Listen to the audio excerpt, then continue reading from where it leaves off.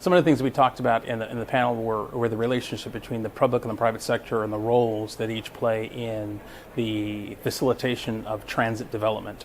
And the private sector often gets involved because they reap the benefit, the financial benefit of the installation of transit-oriented development, for instance.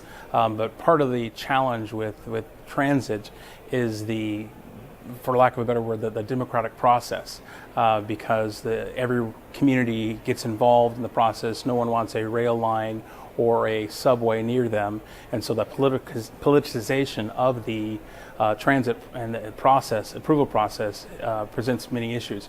We had an interesting discussion comparing different cities around the globe and how other cities do it, and the more authoritarian regimes where there's a central planning authority, those systems seem to work better for effectuating and promoting transit. You have to have that strong leadership to make decisions that are at a higher level than at the local level where individuals get involved.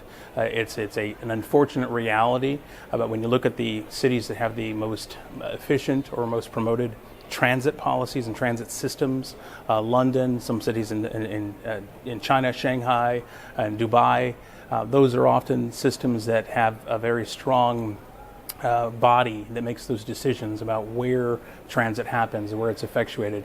When you have a very strong democratic process, or at the local level you have council members that are in districts that are more concerned about their own specific constituents in that district, that can slow down the process dramatically and makes the integration of a broad public transit system very, very cumbersome.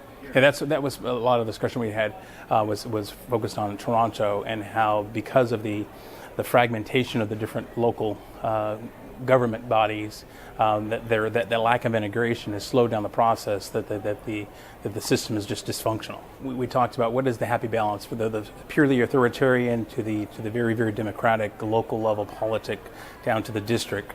There's somewhere in the middle is the better system.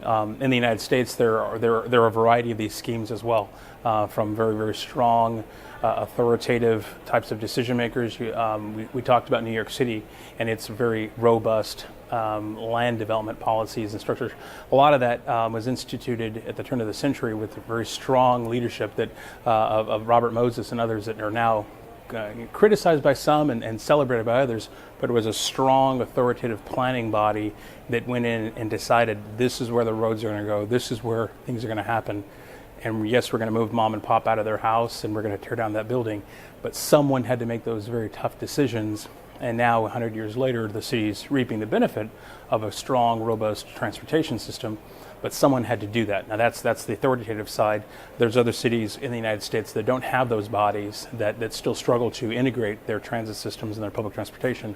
But it varies. And so it's somewhere in the middle, and I don't think there is a clear answer as to which way is the right way. It's who you're dealing with, every city in both Canada and the United States, they're structured so differently, it's hard to really say one size fits all. It doesn't.